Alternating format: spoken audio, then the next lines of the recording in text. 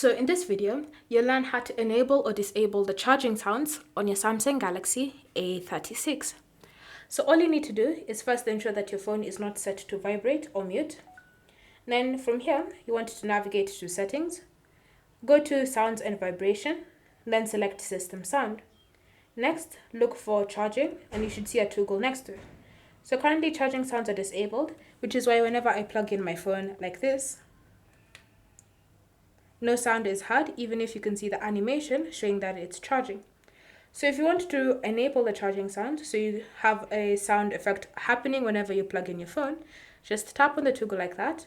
And now whenever you plug in your device, you should hear a sound coming from your phone signifying that it's charging.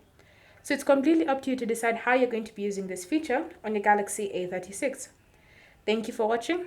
If you have any questions or comments, leave them down below and we'll get back to you.